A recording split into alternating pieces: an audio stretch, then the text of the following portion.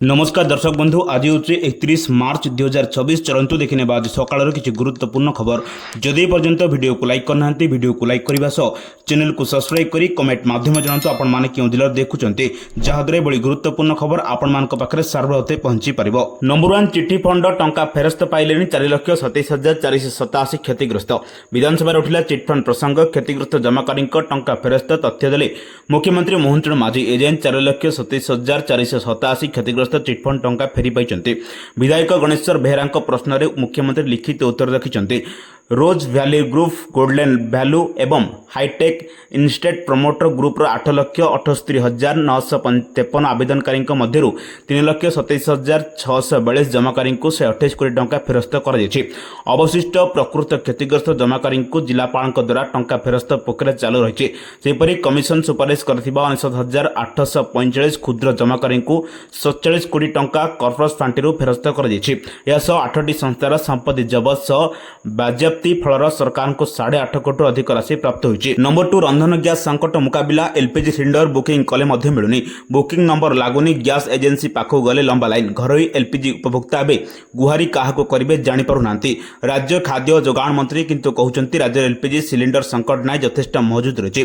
तेबे उभय घरोई और व्यावसायिक ग्राहक एवं समस्या रे ई संकट मुकाबिला नै केंद्र सरकार निर्देशावली जारी करिसंती किंतु आम राज्य और जिला स्तर रे पर्यंत जारी होइनी कोनोसी मार्गदर्शिका स्थितिर मुकाबिला पई हेल्पलाइन नंबर नाही कोनोसी कंट्रोल रूम मध्य खुलिनी। उभय राज्य और जिला स्तर प्रशासनिक अधिकारी केवल रंधन गैस कला बजार रखा गुरुत्व देउछंती छुट्टी दिन में चढ़ा बंद रहुछि। नंबर 3 आहुरी 5 दिन जाए कालबैशाखी राज्य में केतेक स्थान में 30 ରୁ 40 किलोमीटर बेगर पवन बहीपे मयूरभंज केन्दुझर कोरापुट मालकानगिरी बालेश्वर रायगढ़ गंजाम गजपति भद्रक नवरंगपुर आदि जिला को येलो वार्निंग जारी कर आसंता 2 दिन पर राज्य में दिन तापमात्रा बढ़ प्राय 2 ରୁ 3 डिग्री तापमात्रा बढ़ीपे एमती पूर्वानुमान कर भारतीय पाणीपाग विभाग। रविवार राज्य में 23 स्थान में तापमात्रा 36 डिग्री सेल्सियस पर रही टिटलागढ़ सर्वोच्च तापमात्रा 40.8 डिग्री छुईला। नंबर 4 चाषी बड़ अपडेट धान संग्रह नहीं खाद्य जोगाण मंत्री कृष्णचंद्र पात्र बड़ सूचना काली सुधा धान किणा नहीं डेडलाइन धार्य होता बेले दरकार पड़े और 2 दिन पर्यंत अवधि बढ़ीपे कहले जोगाण मंत्री कृष्णचंद्र पात्र। भाग चाषी टोकन विहीन धान को केन्द्र मंडी खोली आज ही जिला प्रशासन धान किणु आज जिलापाल जुग्म जनशुणी अभियोग रही बेले चाषी मैंने ऑफिस सम्मुख में बसी रही पुलिस प्रशासन पक्ष व्यापक पुलिस मुतयन कर। नंबर 5 पेट्रोल एवं डीजेल बढ़िला दाम गाड़ी में पेट्रोल किंबा डीजेल पकाइबा पूर्व जानि नियंतु दर प्रतिदिन तेलर नुआ दर निर्धारण कर आज भुवनेश्वर पेट्रोल दर 101 टंका 11 पैसा रही बेले डीजेल दाम प्रति लिटर पिछा 92 टंका 69 पैसा रही। दिल्ली में पेट्रोल लिटर पिछा 94 टंका 77 पैसा और डीजेल दर 87 टंका 67 पैसा रही।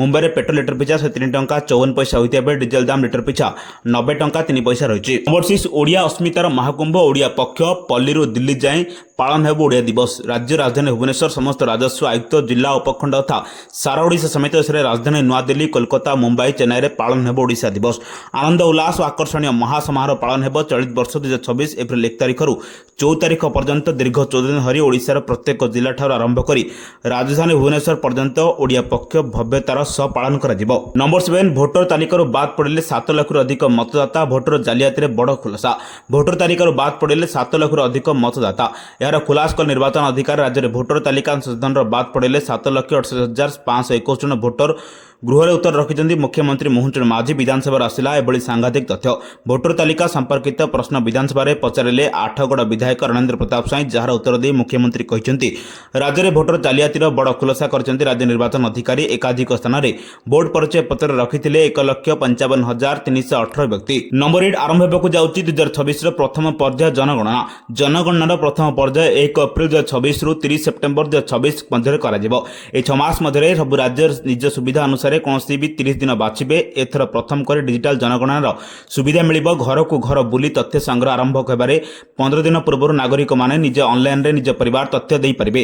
प्रथम पर्याय प्रश्नगुड़िक चलित वर्ष जनवरी 22 तारिख चूड़ांत हो सारी सरकार निष्पत्ति अनुଯାयी जनगणना जाति भित्तिक गणना द्वितीय पर्यायर जाति संपर्कित प्रश्नगुड़िक अंतर्भुक्त कर। नंबर 9 पर्यटकों खुशी खबर नंदनकानन को आसिले नुआ अतिथि नंदनकानन प्राणी उद्यान और गुजरात जूनागढ़ प्राणी उद्यान मध्य वन्यप्राणी अदल बदल होती ନୂଆ ପକ୍ଷୀ ଡେମାସେଲ କ୍ରେନ୍ କଲରାପତରେ ବାଘ ସାଙ୍ଗକୁ ନାଲି ଜଙ୍ଗଲୀ କୁକୁଡ଼ା ଆସିଛନ୍ତି। ଏହିସବୁ ପକ୍ଷୀ ଆସିବାର ପ୍ରାଣୀ ଉଦ୍ୟାନରେ ଜୀବଜନ୍ତୁ ପ୍ରଜାତି ଶଣ ଆସିକୁ ବୃଦ୍ଧି ପାଇଛି। ରବିବାର ସନ୍ଧ୍ୟାରେ ଏକ ସ୍ୱତନ୍ତ୍ର ଗାଡ଼ିରେ 3 ପ୍ରଜାତିର 18ଟି ଜୀବଜନ୍ତୁ ନନ୍ଦନକାନନକୁ ଆସୁଛନ୍ତି। ସେଥିରେ 2 ଯୋଡ଼ା ଡେମାସେଲ କ୍ରେନ୍, 2 ଯୋଡ଼ା କଲରାପତରେ ବାଘ ଓ 5 ଯୋଡ଼ା ନାଲି ଜଙ୍ଗଲୀ କୁକୁଡ଼ା ଆସିଛନ୍ତି। ପ୍ରାଣୀ ଚିକିତ୍ସକମାନେ ସେମାନଙ୍କ ସ୍ୱାସ୍ଥ୍ୟ ପରୀକ୍ଷା କରିବା ପରେ ନିରୀକ୍ଷଣ ଗୃହରେ ରଖାଯାଇଛି। ପ୍ରାୟ 1 ମାସ ଧରି କଲରାପତରେ ବାଘକୁ ପର୍ଯ୍ୟଟକ ଦେଖିବା ପାଇଁ କୁଆଡ଼ରେ ଛଡ଼ାଯିବ। ନମ୍ବର 10 ଏନ୍ଏଚ୍ଆଇର ବଡ଼ ଘୋଷଣା ଏପ୍ରିଲ 1ରୁ ଫାସ୍ଟ୍ୟାଗ୍ ବାର୍ଷିକ ଦେୟ ବଢ଼ିବ ବୋଲି ଭାରତ ଜାତୀୟ ରାଜପଥ କର୍ତ୍ତୃପକ୍ଷ ପକ୍ଷରୁ ଘୋଷଣା କରାଯାଇଛି। ଗତ ବର୍ଷ ଆରମ୍ଭ ହୋଇଥିବା ଏହି ପ୍ରିପେଡ୍ ଟୋଲ୍ ଯୋଜନା ପାସ୍ ମୂଲ୍ୟ 3000 ଟଙ୍କା ରହିଥିଲା। ଏଥିରେ 200 ଥର ପର୍ଯ୍ୟନ୍ତ କିମ୍ବା ସମ୍ପୂର୍ଣ୍ଣ ଗୋଟିଏ ବର୍ଷ ଟୋଲ୍ ଅତିକ୍ରମ କରିବା ଅନୁମତି ରହିଛି। ଏପ୍ରିଲ 1ରୁ ଆରମ୍ଭ ହୋଇଥିବା 2026-27 ଆର୍ଥିକ ବର୍ଷ ପାଇଁ ଫାସ୍ଟ୍ୟାଗ୍ ବାର୍ଷିକ ପାସ୍ ମୂଲ୍ୟରେ 75 ଟଙ୍କା ବୃଦ୍ଧି କରାଯାଇ 3075 ଟଙ୍କା ରଖାଯାଇଛି। ସଡ଼କ ପରିବହନ ଓ ଜାତୀୟ ରାଜପଥ ମନ୍ତ୍ରଣାଳୟ ପକ୍ଷରୁ ନୂଆ ମୂଲ୍ୟ ଘୋଷଣା କରାଯାଇଛି। ଜାତୀୟ ରାଜପଥ ଦେୟ ନିୟମ 2008ର ବ୍ୟବସ୍ଥା ଅନୁଯାୟୀ ମୂଲ୍ୟ ସଂଶୋଧନ କରାଯାଇଥିବା ମନ୍ତ୍ରଣାଳୟ କହିଛି। ସମ୍ପ୍ରତି 56 ଲକ୍ଷରୁ ଉର୍ଦ୍ଧ୍ୱ ଫାସ୍ଟ୍ୟାଗ୍ ବାସ୍ ୟୁଜର ଅଛନ୍ତି। ନମ୍ବର 11 10 ଟଙ୍କାରେ ଚା ଏବଂ 20 ଟଙ୍କାରେ ସିଙ୍ଗଡ଼ା ବିମାନ ଯାତ୍ରା ସାଧାରଣ ନାଗରିକଙ୍କ ପାଇଁ ଅଧିକ ସହଜ କରିବା ପାଇଁ କେନ୍ଦ୍ର ସରକାର ଏକ ଗୁରୁତ୍ୱପୂର୍ଣ୍ଣ ପଦକ୍ଷେପ ଗ୍ରହଣ କରିଛନ୍ତି।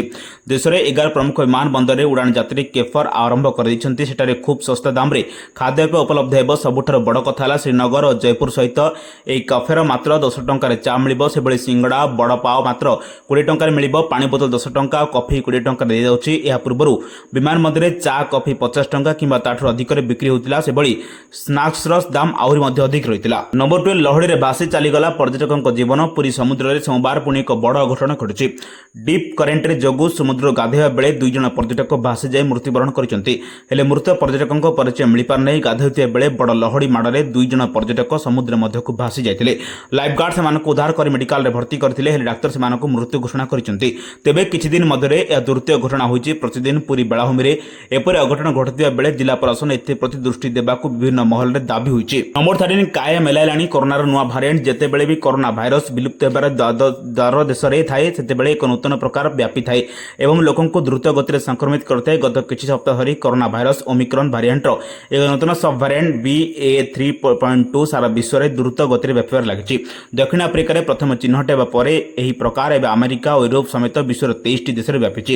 ସ୍ୱାସ୍ଥ୍ୟ ବିଶେଷଜ୍ଞମାନେ ଏହି ଭାରିଏଣ୍ଟକୁ ସିକାଡା ନାମ ଦେଇଛନ୍ତି। ସିକାଡା ଭାରିଏଣ୍ଟର ସବୁଠୁ ଆଶ୍ଚର୍ଯ୍ୟଜନକ କଥା ହେଉଛି ଏଥିରେ ଥିବା ମ୍ୟୁଟେସନ ସଂଖ୍ୟା ଅଧିକ ହୋଇଛି। ନମ୍ବର 14 ବିଏଡ୍ରେ ନାମଲେଖା ପାଇଁ ବଢ଼ୁଛି ଆଗ୍ରହ। 7 ଦିନରେ 27,000 ଆବେଦନ। ରାଜ୍ୟରେ ବ୍ୟାଚଲର ଇନ୍ ଏଜୁକେସନ ପାଠ୍ୟକ୍ରମର ନାମଲେଖା ପାଇଁ ଆଗ୍ରହ ବଢ଼ୁଥିବା ଦେଖିବାକୁ ମିଳିଛି।